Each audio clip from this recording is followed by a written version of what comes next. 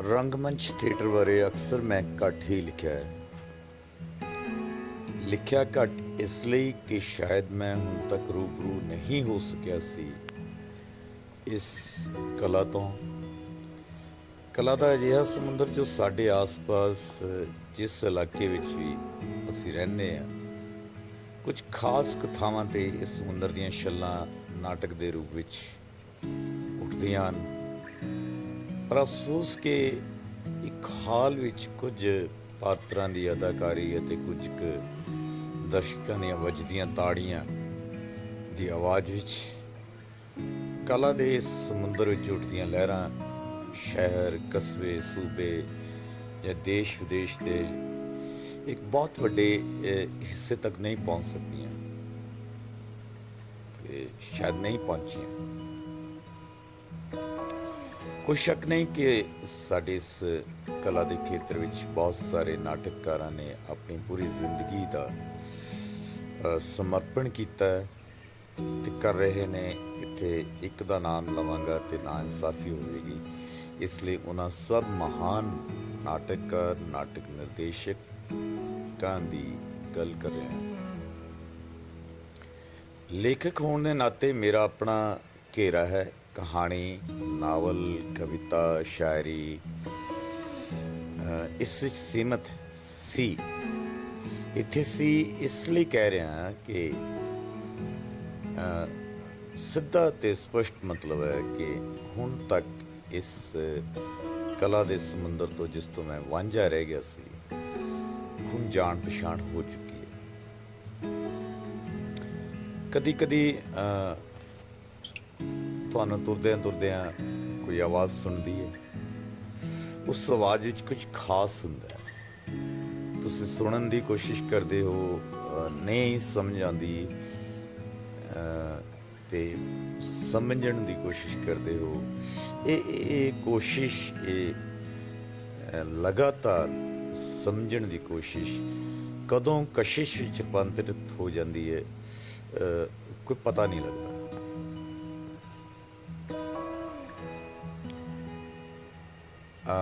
ਕੁਝ ਅਜਿਹੀ ਆਵਾਜ਼ ਸੁਣੀ ਤੇ ਮੈਂ ਰੁਕ ਗਿਆ। ਰੁਕਣ ਦਾ ਮਤਲਬ ਮਹਿਜ਼ ਇੰਨਾ ਕਿ ਸਿਰਫ ਉਸ ਆਵਾਜ਼ ਦੇ ਅਰਥ ਪ੍ਰਤੀ ਸਮਰਪਿਤ ਹੋ ਗਿਆ। ਇਹ ਆਵਾਜ਼ ਹੈ ਆਸ਼ਾ ਸਕਲਾਨੀ ਦੀ।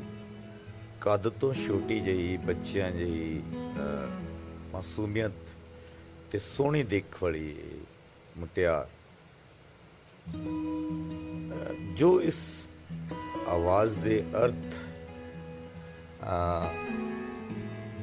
ਅਰਸ਼ਾਂ ਨਾਲ ਵੀ ਪਾਰ, ਜਿਵੇਂ ਥੀਏਟਰ ਦੀ ਤੁਰਦੀ ਫਿਰਦੀ ਪਰਿਭਾਸ਼ਾ ਹੋਵੇ। ਉਸ ਦਾ ਇਹ ਕਹਿਣਾ ਥੀਏਟਰ ਇੱਕ ਨਾਟਕ ਹੀ ਨਹੀਂ, ਰੰਗਾਂ ਨਾਲ ਰੂਬਰੂ ਹੋਣਾ, ਵੱਖ-ਵੱਖ ਭਾਸ਼ਾਵਾਂ ਦਾ ਗਿਆਨ ਹੋਣਾ, ਸਟੇਜ ਤੋਂ ਤੇ ਚੱਲ ਰਹੇ ਜੋ ਵੀ ਚੱਲ ਰਿਹਾ ਸਟੇਜ 'ਤੇ ਉਸ ਦੇ ਆਲੇ ਦੁਆਲੇ ਨੂੰ ਉਸ ਘਟਨਾ ਨਾਲ ਮਿਲਾਉਣ ਦੀ ਕਲਾ। ਮਹਿਜ਼ ਕਿਰਦਾਰ ਨਿਭਾਉਣਾ ਨਹੀਂ, ਉਸ ਕਿਰਦਾਰ ਦੇ ਇਤਿਹਾਸ ਤੋਂ ਵੀ ਜਾਣੂ ਹੋਣਾ। ਜੇ ਕਹਿ ਲਵੋ ਇੱਕ ਅਜਿਹਾ ਮੰਚ ਜਿਸ ਦਾ ਫਿਲਮੀ ਪਰਦਾ ਮਹਿਜ਼ ਇੱਕ ਪਰਛਾਵਾਂ ਹੁੰਦਾ ਹੈ। ਇਹ ਵੱਖਰੀ ਗੱਲ ਹੈ ਕਿ ਅਕਸਰ ਪਰਛਾਵੇਂ ਅਸਲ ਨਾਲੋਂ ਲੰਬੇ ਜਾਂ ਵੱਡੇ ਕੱਦ ਦੇ ਹੋ ਜਾਂਦੇ ਨੇ। ਇਸ ਫਿਲਮੀ ਦੁਨੀਆ ਦੀ ਚਮਕ ਦਮਕ ਵਿੱਚ ਨਾਟਕ ਦੇ ਕਿਰਦਾਰ ਆਪਣਾ ਭਵਿੱਖ ਚਮਕਦਾ ਵੇਖਣ ਲਈ ਉਤਸੁਕ ਹੁੰਦੇ ਨੇ। ਹਕੀਕਤ ਵਿੱਚ ਕੁਝ ਹੋਰ ਹੀ ਸਾਹਮਣੇ ਆਉਂਦਾ ਹੈ, ਜਾਂ ਕਹਿ ਲਓ ਕਿ ਹਕੀਕਤ ਕੁਝ ਹੋਰ ਹੀ ਹੋ ਨਿਬੜਦੀ ਹੈ। ਇਸ ਫਿਲਮੀ ਪਰਦੇ ਅਤੇ ਸਾਹਮਣੇ ਬੈਠੇ ਦਰਸ਼ਕਾਂ ਵਿੱਚ ਸੰਵਾਦ ਖਤਮ ਹੋ ਜਾਂਦਾ ਹੈ। ਥੀਏਟਰ ਤੋਂ ਸਿਨੇਮਾ ਤੱਕ ਪਹੁੰਚ ਕੇ ਕਲਾਕਾਰ ਪਛਾਣ ਤੇ ਬਣਾ ਲੈਂਦਾ ਹੈ, ਪਰ ਆਪਣੇ ਦਰਸ਼ਕਾਂ, ਆਪਣੇ ਪ੍ਰਸ਼ੰਸਕਾਂ ਕੋਲੋਂ ਦੂਰ ਹੋ ਜਾਂਦਾ ਹੈ। ਕਿਰਦਾਰ ਅਤੇ ਦਰਸ਼ਕ ਵਿਚਲੇ ਸੰਵਾਦ ਦਾ ਖਤਮ ਹੋ ਜਾਣਾ ਅਕਸਰ ਕਲਾ ਨੂੰ ਫਿੱਕਾ ਕਰ ਦਿੰਦਾ ਹੈ, ਕਲਾ ਨੂੰ ਗੁਲਾਮੀ ਜਿਹਾ ਅਹਿਸਾਸ ਕਰਵਾ ਦਿੰਦਾ ਹੈ, ਜਿੱਥੇ ਤਾੜੀਆਂ ਦੀ ਗੂੰਜ ਤੇ ਗੂੰਜਦੀ ਹੈ ਪਰ ਕਿਰਦਾਰ ਤੱਕ ਨਹੀਂ ਪਹੁੰਚਦੀ। ਇੱਕ ਦਰਾਰ ਜਿਹੀ ਬਣਦੀ ਜਾਂਦੀ ਹੈ। ਦਰਾਰ ਹਮੇਸ਼ਾ ਹੀ ਕਲਾ ਲਈ ਖਤਰਨਾਕ ਰਹੀ ਹੈ ਤੇ ਰਹੇਗੀ। ਥੀਏਟਰ ਵਿੱਚ ਇਹ ਦਰਾਰ ਕਦੇ ਵੀ ਨਹੀਂ ਆਈ ਅਤੇ ਨਾ ਹੀ ਆ ਸਕਦੀ ਹੈ। ਕਿਉਂਕਿ ਕਿਰਦਾਰ ਅਦਾਕਾਰ ਅਤੇ ਦਰਸ਼ਕਾਂ ਦਾ ਆਪਸੀ ਸੰਵਾਦ ਬਣਿਆ ਰਹਿੰਦਾ ਹੈ। ਕਿਰਦਾਰ ਦੇ ਬਾਅਦ ਅਦਾਕਾਰ ਨਾਲ ਰੂਬਰੂ ਹੋਣ ਦਾ ਖੁੱਲ੍ਹਾ ਰਸਤਾ ਹੈ। ਆਸ਼ਾ ਸਕਲਾਨੀ ਦੀ ਇਸ ਦੂਰ ਅੰਦੇਸ਼ੀ ਸੋਚ ਸਦਕਾ ਹੀ ਅੱਜ ਮੈਂ ਪਹਿਲੀ ਵਾਰ ਥੀਏਟਰ ਦੇ ਬਾਰੇ ਕੁਝ ਬੋਲਣ ਲਈ ਉਤਾਵਲਾ ਹੋਇਆ। ਮੇਰੀ ਲੇਖਣ ਦੇ ਹੁਣ ਤੱਕ ਦੇ ਸਫ਼ਰ ਵਿੱਚ ਥੀਏਟਰ ਦਾ ਜ਼ਿਕਰ ਨਹੀਂ ਹੋਇਆ। ਇਸ ਪਿੱਛੇ ਕਾਰਨ ਸੀ ਕਿ ਸ਼ਾਇਦ ਨਹੀਂ, ਯਕੀਨਨ ਹੁਣ ਤੱਕ ਮੈਨੂੰ ਥੀਏਟਰ ਵਿੱਚੋਂ ਗੂੰਜਦੀ ਆਵਾਜ਼ ਸੁਣੀ ਹੀ ਨਹੀਂ ਸੀ ਜਾਂ ਸੁਣਾਈ ਹੀ ਨਹੀਂ ਦਿੱਤੀ। ਜੇਕਰ ਸੁਣੀ ਵੀ ਹੋਵੇਗੀ ਤੇ ਮੱਧਮ ਆਵਾਜ਼ ਆਸ਼ਾ ਦੀ ਆਵਾਜ਼ ਵਿੱਚ ਸਾਰੇ ਦਾ ਸਾਰਾ ਥੀਏਟਰ ਗੂੰਜਦਾ ਸੁਣਿਆ। ਜਿਵੇਂ ਸ਼ੁਰੂਆਤ ਤੋਂ ਹੁਣ ਤੱਕ ਦੀਆਂ ਸਾਰੀਆਂ ਆਵਾਜ਼ਾਂ, ਸਾਰੀਆਂ ਪਰਤਾਂ, ਸਾਰੀਆਂ ਸ਼ਰਤਾਂ, ਸਾਰੀਆਂ ਸਤਰਾਂ, ਸਾਰੀਆਂ ਕਦਰਾਂ ਕੀਮਤਾਂ ਇੱਕ ਆਵਾਜ਼ ਰਾਹੀਂ ਕਲਮ ਵਿੱਚ ਕਲਮਬੰਦ ਹੋਣ ਲਈ ਤਿਆਰ ਸਨ। ਤੇ ਜੋ ਮੈਂ ਕਲਮ ਨਾਲ ਲਿਖਿਆ, ਜੋ ਮੈਂ ਹੁਣ ਕਲਮ ਨਾਲ ਲਿਖਿਆ, ਉਸ ਨੂੰ ਤੁਹਾਡੇ ਨਾਲ ਬੋਲ ਕੇ ਰੂਬਰੂ ਕਰ ਰਿਹਾ ਹਾਂ, ਉਸ ਨਾਲ ਹੂਬਹੂ ਆਸ਼ਾ ਦੀ ਹੀ ਤਸਵੀਰ ਬਣ ਕੇ ਸਾਹਮਣੇ ਤਿਆਰ ਸੀ। ਆਸ਼ਾ ਸਕਲਾਨੀ ਰੰਗਕਰਮੀ ਤੇ ਨਿਰਦੇਸ਼ਕ ਤੱਕ ਖੜੀ ਹੈ ਸਟੇਜ ਤੇ। ਨਾਮਵਰ ਨਾਟਕਾਰਾਂ ਤੇ ਨਾਟਕਾਂ ਅਤੇ ਨਾਮਵਰ ਨਾਟਕ ਨਿਰਦੇਸ਼ਕਾਂ ਨਾਲ ਕੰਮ ਕਰ ਚੁੱਕੀ ਹੈ ਤੇ ਕਰ ਰਹੀ ਹੈ, ਜਿਨ੍ਹਾਂ ਵਿੱਚ ਅਜੋਕੇ ਸਮੇਂ ਦੇ ਮਰਹੂਮ ਨਾਟਕਕਾਰ ਭਾਈ ਮੰਨਾ ਸਿੰਘ ਜੀ ਦੀ ਨਾਲ ਉਸ ਦਾ ਕਿਰਦਾਰ ਨਿੱਕੇ ਕੱਦ ਵਾਲੀ ਧੀ ਅਤੇ ਵੱਡੇ ਕਿਰਦਾਰ ਵਾਲੀ ਰੰਗਕਰਮੀ ਰਿਹਾ ਹੈ। ਮੇਰਾ ਰਾਜਾ ਬੇਟਾ ਦੁੱਧ ਪੀ ਰਿਹਾ ਹੈ, ਫਲ ਖਾ ਰਿਹਾ ਹੈ। ਅਕਸਰ ਭਾਈ ਮੰਨਾ ਸਿੰਘ ਜੀ ਬਾਰੇ ਆਪਣੇ ਲਈ ਅਕਸਰ ਸ਼ੁੱਧ ਖੁਰਾਕ ਜੋ ਬਰਗਰ ਪੀਜੇ ਤੋਂ ਕੋਹਾਂ ਦੂਰ ਦੀ ਤਾਰੀਫ ਲਈ ਵਰਤੇ ਜਾਂਦੇ ਸ਼ਬਦਾਂ ਨੂੰ ਆਸ਼ਾ ਕਿਸੇ ਪਵਿੱਤਰ ਆਇਤ ਵਾਂਗ ਦੁਹਰਾਉਂਦੀ ਹੈ।